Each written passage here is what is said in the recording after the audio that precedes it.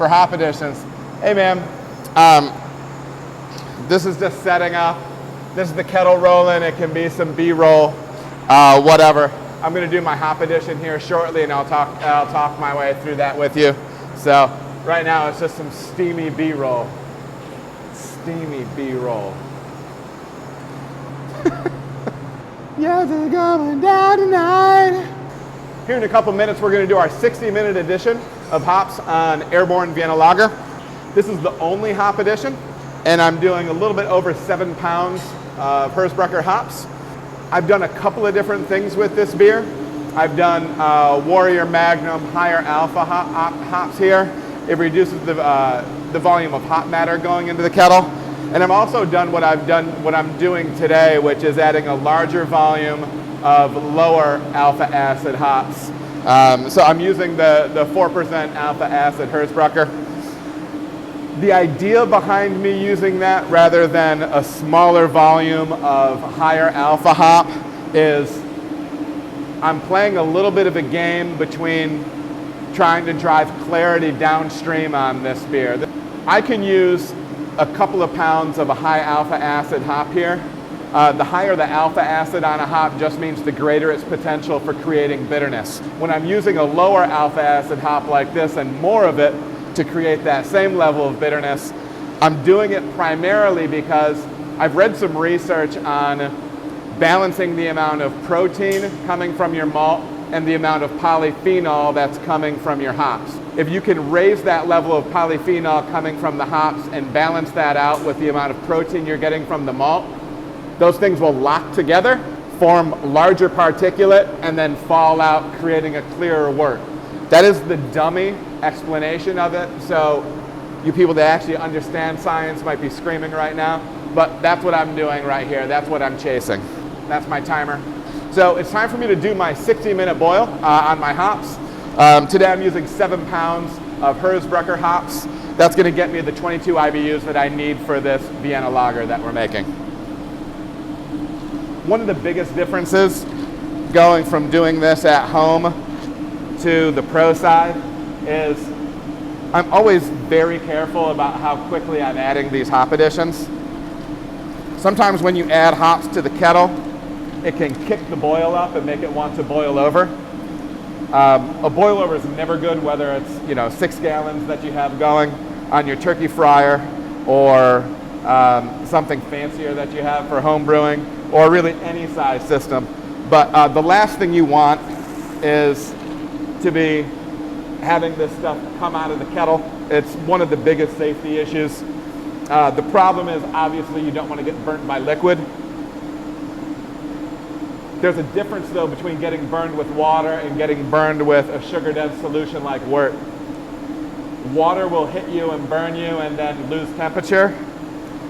Sugar-dense liquids like wort will continue to stay hot and keep burning. So I add these hops slowly to let that kettle kind of turn over and eat it up. Make sure that it doesn't want to come out after me.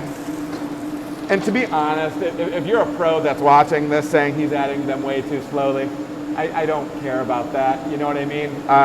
If you're more confident adding them faster, that's great. For me, I'm not. This makes me feel a little bit safer. And that's how I do that.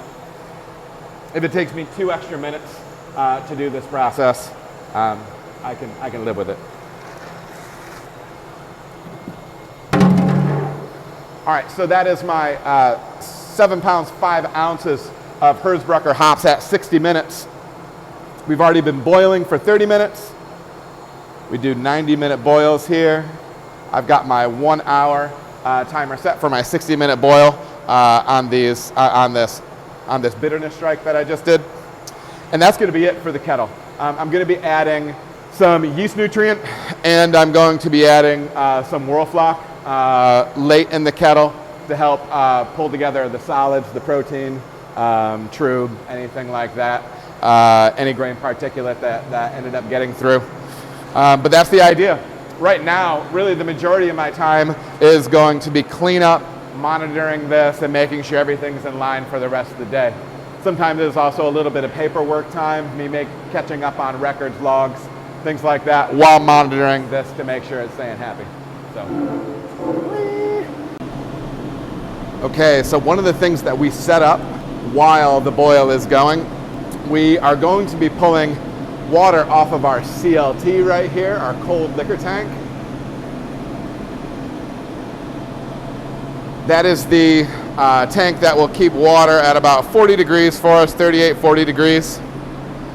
And we will push that water through one of the halves of the heat exchanger. Today we're brewing a lager. We're brewing Airborne Amber Lager, Vienna Lager. And so we will be utilizing said pump, water into the face of it, cold water out and into this panel over here, which will lead to our heat exchanger. Boom. Okay, we actually have two water sources. That red hose right here hooked up to the top, that's hooked up to city water to the other half of the heat X. So we use that CLT in particular when we need to get wort really cold, when we need a lot of really cold water going through there to knock the wort out at an even colder temperature. And it also helps us knock out more quickly and everything like that. It gives us more cooling capacity. So that's one of the things that we set up. We'll also be hooking up a oxygen source to that valve that is covered up by that little cup right now. That will be oxygen going into the cold wort on its way to the tank. All right, everybody, thank you so much for watching. If you feel as if you got any value out of the video, please like and subscribe. There are also other videos that you can watch. They're gonna maybe be over here or over here. Appreciate you watching.